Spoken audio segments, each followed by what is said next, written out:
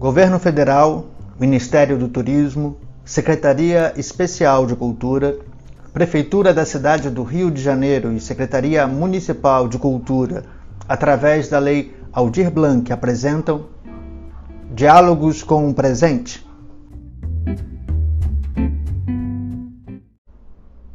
Olá, meu nome é Bruno Peixoto e sou um dos coordenadores do coletivo teatral Enlabarca Jornadas Teatrais. Desde 2017, a Enlabarca desenvolve um trabalho a partir dos princípios do teatro documentário. Nesse ciclo, aprendemos que o teatro documentário se justifica ao apontar debates de temas de grande relevância social. Esse Diálogos com o Presente é um desdobramento direto do projeto Lugar de Cabeça, Lugar de Corpo. Esse trabalho partiu de uma residência artística no Espaço Travessia, um braço do Instituto Municipal Nise da Silveira, para debater os caminhos da reforma psiquiátrica e da luta antimanicomial no Brasil.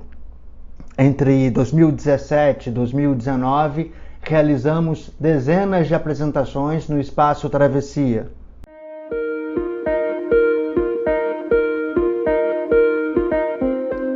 Nesse Diálogos com Presente, mostraremos a entrevista realizada com Érica Pontes para a criação do segundo número da revista Jacuba, Lugar de Cabeça, Lugar de Corpo, Lugar de Memória. A revista Jacuba é idealizada por mim, Bruno Peixoto, e por Ana Fernanda, coordenadora do coletivo Enlabarca, como um espaço de memória e aprofundamento dos debates levantados por nossas peças. As versões digitais das duas primeiras edições de Jacuba podem ser acessadas gratuitamente no nosso site enlabarcajornadasteatrais.com. A entrevista desse Diálogos com o Presente foi realizada no dia 25 de janeiro de 2021. Érica Pontes é diretora do Instituto Municipal Nise da Silveira.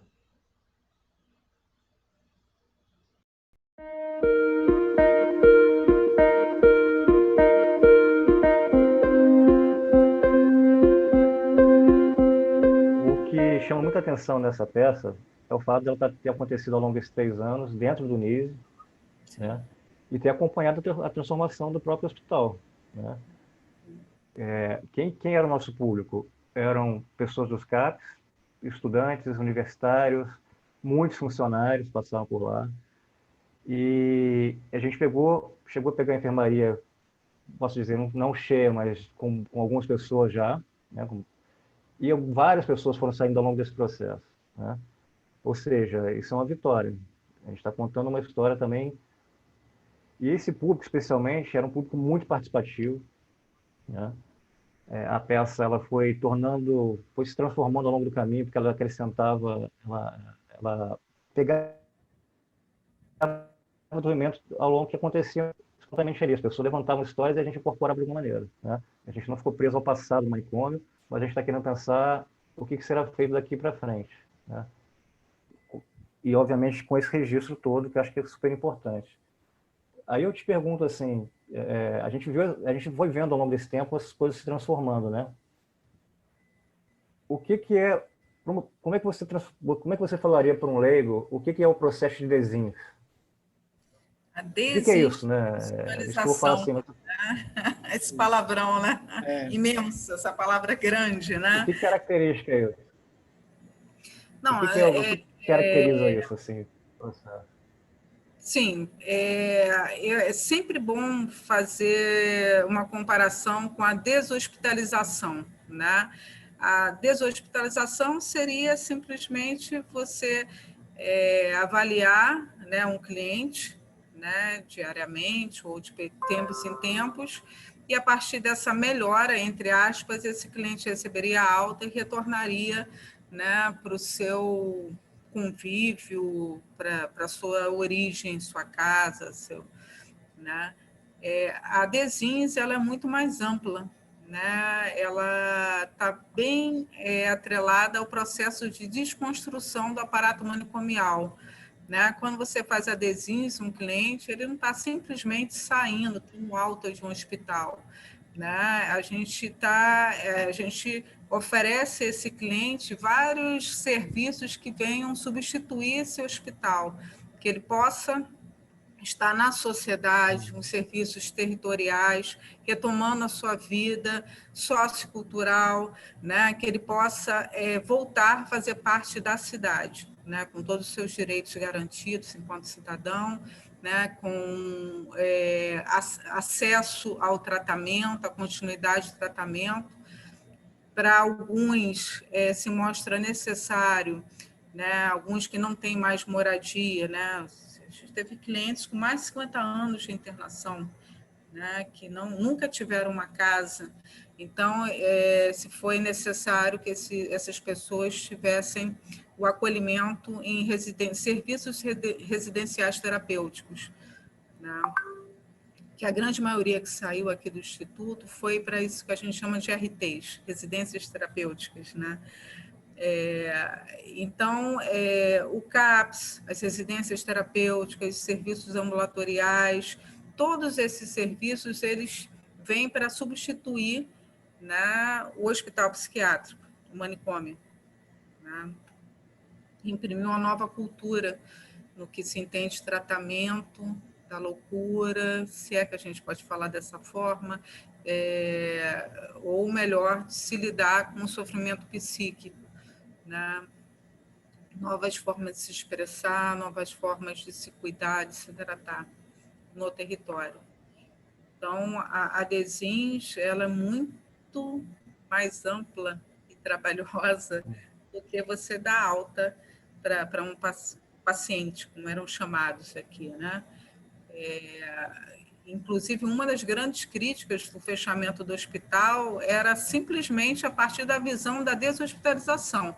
Se perguntava muito, esses pacientes eles vão ter alta e vão ficar, entre aspas, jogados na rua? Como é que vai ser isso? Isso cria desassistência. Esse seria um modelo, né? Se trabalha só com a deshospitalização. O cliente iria procurar algum atendimento ou não, né? Ele encerraria um período, né, de internação dentro de uma instituição. A Desins, ela é muito mais ampla. Ela imprime a criação de uma rede que venha a superar o manicômio, né? Acho Ótimo. Para quem não entende, quem não é da nossa área, né, eu acho que é uma maneira mais simples de ter esse entendimento, né? O que seria a Desins, o que é que a gente trabalha e qual é o nosso desejo aí de avançar nesse projeto de desconstrução. Então, aproveitando como é que você caracteriza, não, quais são os passos para as Desins? Como é que o NISE foi foi criando esses passo a passo ao longo, que é um processo arrastado, longo, né? As pessoas acham que é uma coisa simples, mas assim, são coisas que estão muito arraigadas no cotidiano, desde o uso de um sabonete até você ter acesso a acender e apagar uma luz. Eu acho que são coisas, para a pessoa que está ali fora, tudo muito simples, né? A gente não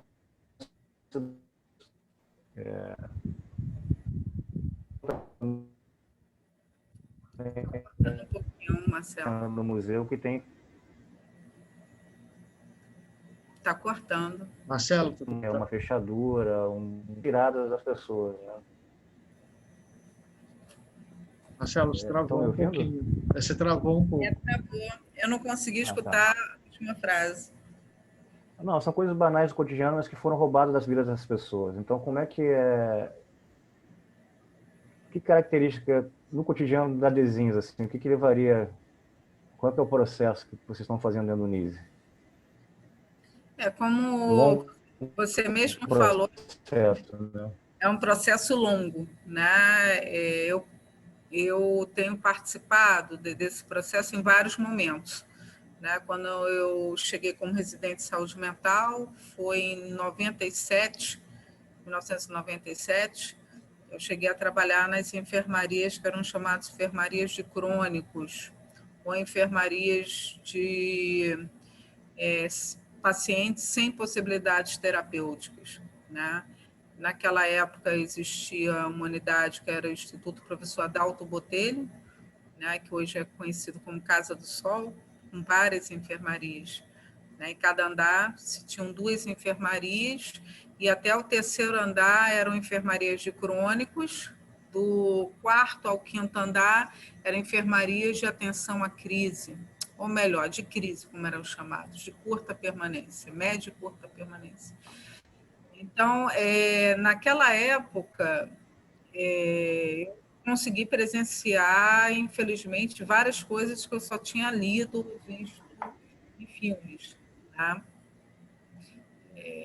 Pacientes andando pelas alamedas, alguns, os poucos que podiam sair, né? A grande parte vivia mais dentro do espaço da enfermaria, enfermarias de portas fechadas, né, trancadas, havia uma seleção, entre aspas, de quem poderia andar pelas alamedas do Instituto.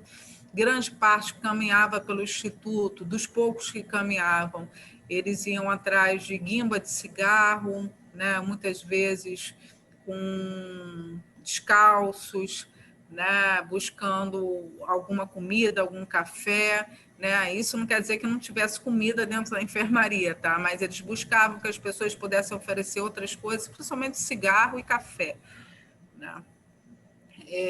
Muitos utilizavam, todos eles utilizavam uniformes, era padrão, então você poderia ver mulheres assim grandes usando vestidos curtíssimos e senhorinhas bem franzinas usando vestidos imensos.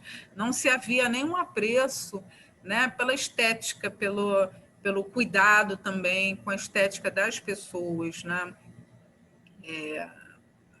Cheguei a ver várias mulheres e homens de cabeça raspada, porque se falava que era mais fácil para ter o controle, né, de piolhos, né? Então se raspava a cabeça, né? Se usava a máquina, até com mulheres também.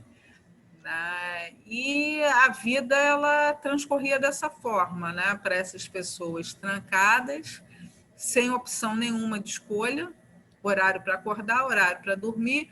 Em algumas enfermarias, 5 horas da manhã já fazia fila para se tomar banho, que geralmente era banho frio, porque demorava para esquentar a água, né, para poder higienizar, como falavam, todos os pacientes crônicos para passar para outro plantão.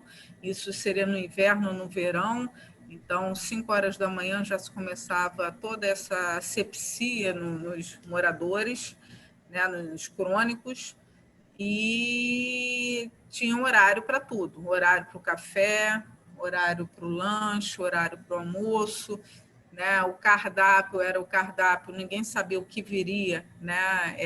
Eram feitos em legumeiras de inox fechada, e quando abria, eu confesso que não dava nenhum, sabe? Era uma coisa meio estranha, né?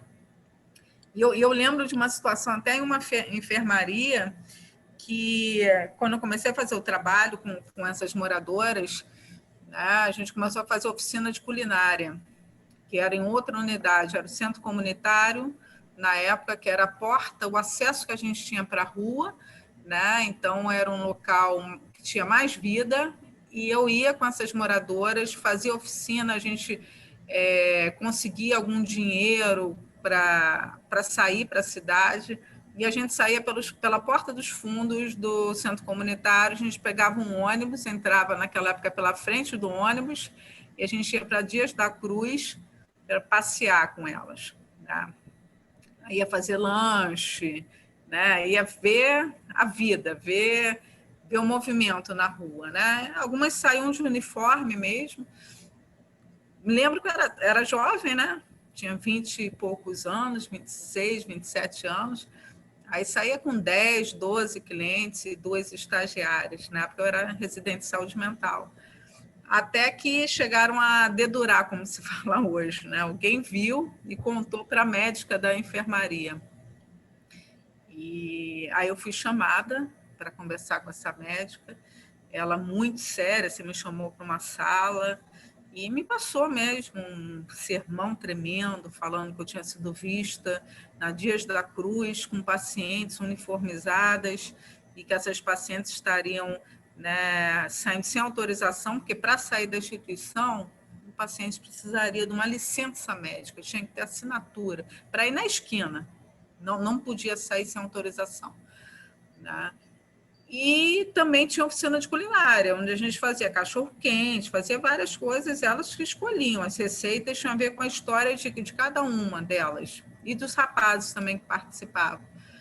E aí eu lembro que eu fiquei, assim, essa médica que hoje eu entendo o que ela estava querendo colocar, né? Foi o que a equipe passou para ela, né? Falando que eu estaria colocando em risco esses pacientes, que eles poderiam... Eu escutei aquela frase, eles podem morrer, né? Comendo essas coisas, podem morrer. Ainda escutei, você não sabe que tem paciente que é diabética, tem paciente que é hipertensa, você vai matar essas clientes. Aí eu lembro que eu saí arrasada, pensando, meu Deus, o que é que eu estou fazendo? Eu estou matando essas pessoas. A gente sai, né, quando é mais jovem, né, que todo aquele peso, assim. Aí eu fui pesquisar. Eu cheguei a me dar a listinha de quem é hipertenso, de quem é diabético. Quando eu fui ver, eu acho que não passava de 5 pacientes.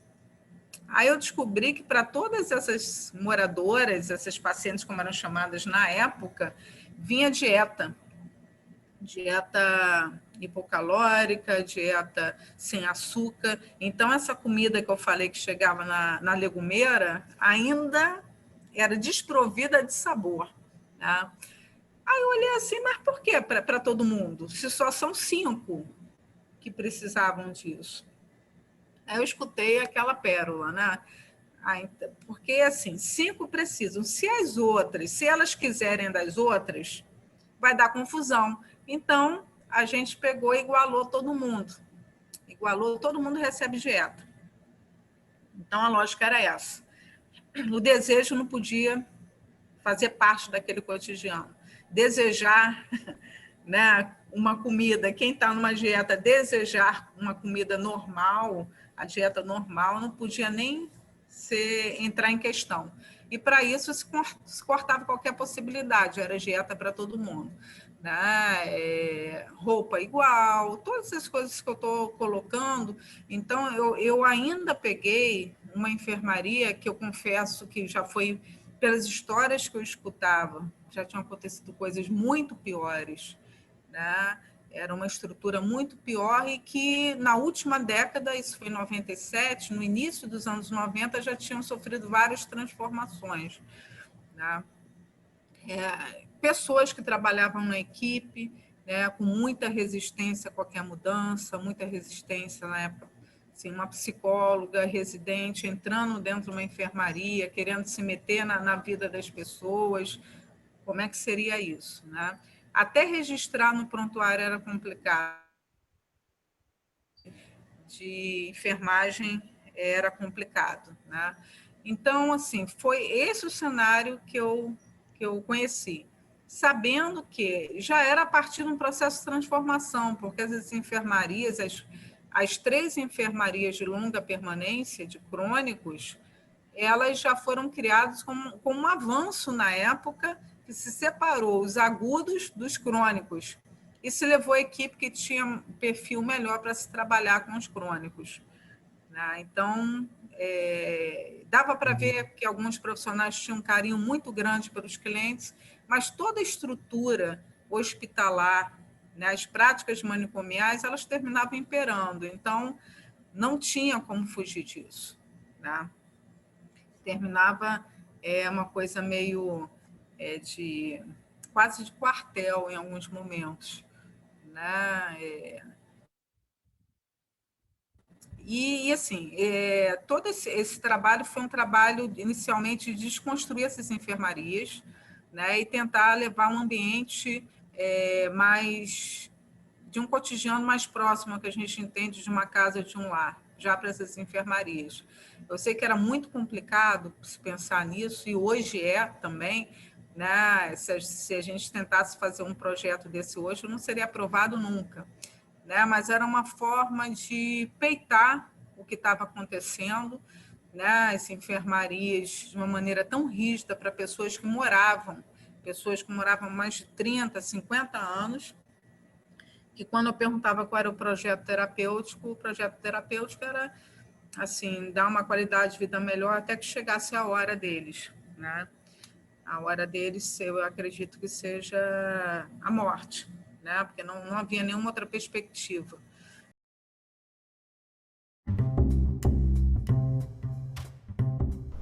E esse foi o nosso primeiro Diálogos com o Presente a partir de Jacuba, lugar de cabeça, lugar de corpo, lugar de memória. Se você gostou do nosso trabalho, nos acompanhe pelas redes sociais, na nossa página do Instagram e aqui no YouTube. Muitos outros diálogos virão. Em La Barca, Jornadas Teatrais, um espaço de teatro e memória.